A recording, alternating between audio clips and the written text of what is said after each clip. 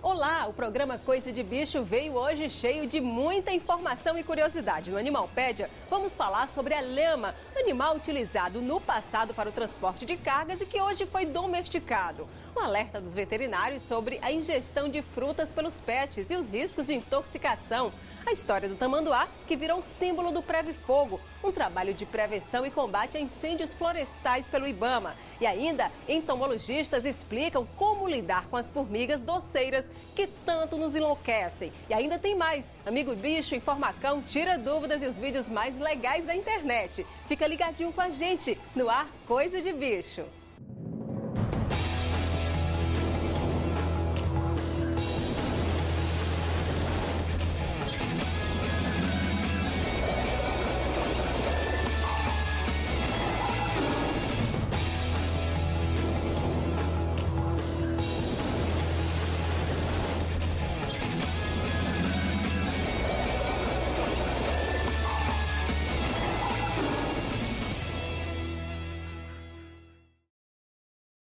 Olá, no Animalpédia de hoje você vai saber um pouco mais sobre a lhama, um animal que tem origem na América do Sul, foi domesticado durante o Império Inca e muito utilizado para carga. Confere com a gente. Sua aparência é curiosa, seu pescoço é alongado e seu pelo fino e longo. Tem cores em tonalidades diferentes, pode atingir até 1,70 m.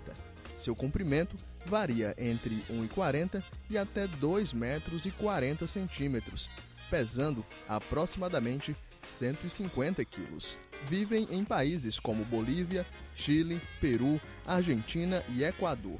São animais que foram domesticados há aproximadamente 4.000 anos, sendo que hoje não são mais encontrados lhamas selvagens. Foram muito importantes para os povos incas. Naquela época, eram os únicos animais domesticados. Atualmente, as criações de lhama em cativeiro visam principalmente a produção de carne e a produção de lã, que é utilizada para a fabricação de tecidos mais grosseiros. O transporte de carga é a maior utilidade dos lhamas, pois eles estão adaptados às grandes altitudes dos Andes. Não sentem dificuldade em enfrentar as perigosas trilhas da cordilheira. Viajam cerca de 40 km por dia e carregam até 50 kg de peso. Esse limite de peso impede que o lhama seja utilizado como montaria. A gestação desse animal dura aproximadamente 11 meses e o filhote pesa, ao nascer, cerca de 11 quilos. Apesar de demonstrar grande curiosidade e muita tranquilidade, o lhama irrita-se facilmente. Para intimidar, tem o hábito de cuspir em outros lhamas e também no homem. Esse animal chega a viver até 24 anos.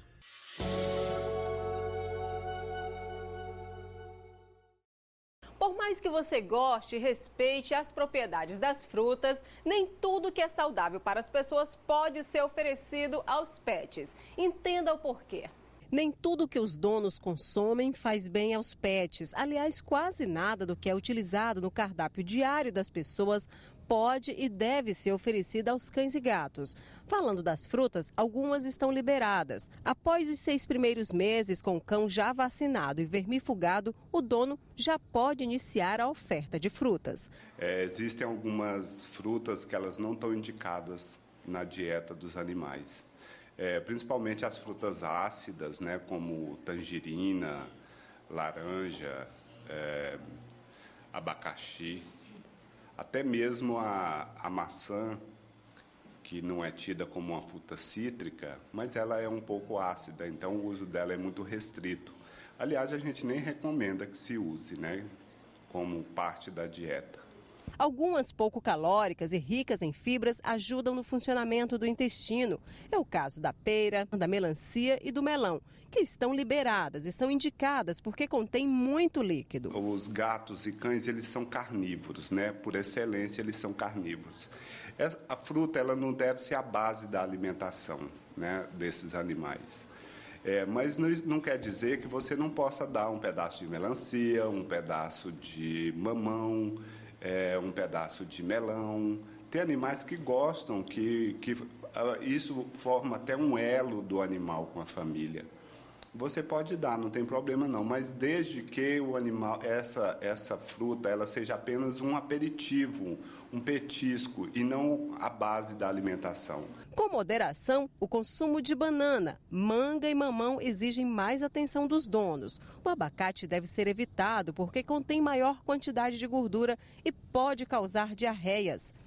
As frutas cítricas, a exemplo da laranja, tangerina e limão, podem agredir a mucosa gástrica do animal. E a uva, a grande vilã no cardápio, deve ser combatida. A fruta é capaz de provocar vômitos, diarreias, maior consumo de água e até mesmo falência renal. A gente não recomenda realmente que se dê uva. A uva é tóxica para animal, tem componentes que provocam sintomas de intoxicação e até mesmo morte do animal, né? Então a gente não recomenda que se dê.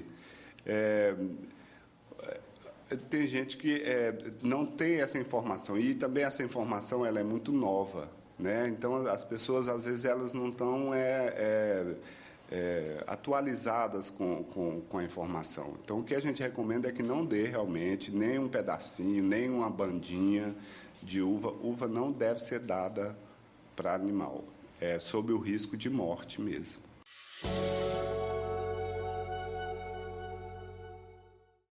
Qualidade e bom atendimento são pontos fortes da prestação de serviço da Mundi Distribuidora. A empresa tem mais de 13 anos no mercado piauiense e ao longo desse tempo construiu uma história sólida de muita confiança com o mercado veterinário. Então, se você atua nesse ramo e quer excelência no atendimento e produtos de qualidade, não tenha dúvidas, procura a Mundi Distribuidora. Para ser atendido com pontualidade, você só precisa ligar para esse número, tá aí no seu vídeo, 32 33 12 67. O tamanduá se tornou símbolo de um importante programa que é o Preve Fogo, coordenado pelo IBAMA para combater e prevenir as queimadas na região. Daí o programa resolveu mostrar as razões que transformaram o tamanduá em mascote desse trabalho. O tamanduá realmente é o símbolo do Preve Fogo, porque por ser um animal que mais se ressente com a questão do fogo, que ele leva, chama pinga-fogo, porque ele leva fogo no rabo. Onde ele vai passando, tiver fogo, ele já vai levando para outras regiões. E por conta disso ele está ameaçado, né? Porque o fogo matou. A gente via lá várias espécies de tamanduá e aqui nós tínhamos muito na nossa região, principalmente no sul do estado, na região de Cerrado. Hoje a gente não encontra mais. Então nós temos vídeos, bonés, camiseta, na campanha toda, todo o trabalho do programa Preve Fogo contempla vídeos, o labareda chamado, a gente botou o nome de labareda porque ele levava, né, o fogo.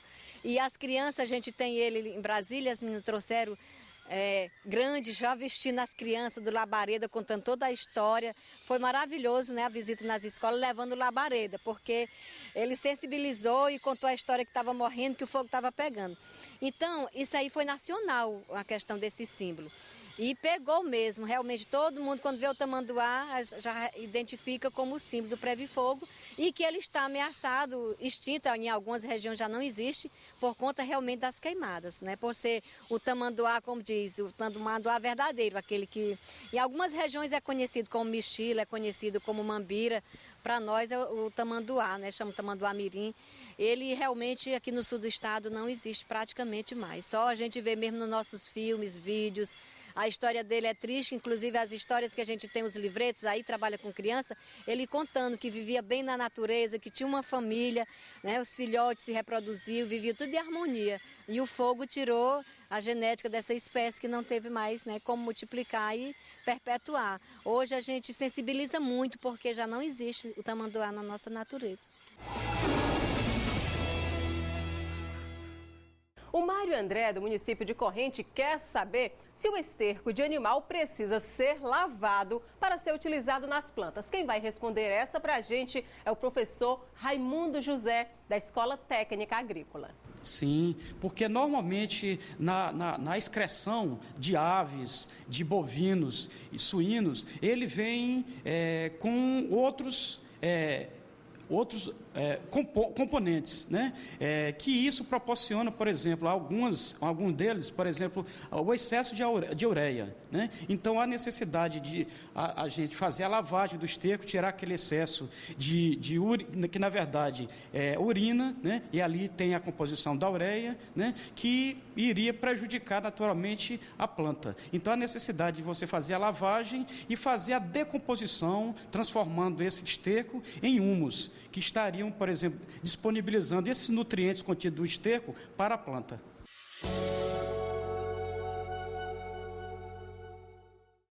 A gente vai para o intervalo comercial, mas o programa volta já já, tratando com você sobre as formigas doceiras que tanto atormentam aí as nossas residências. É só um minuto.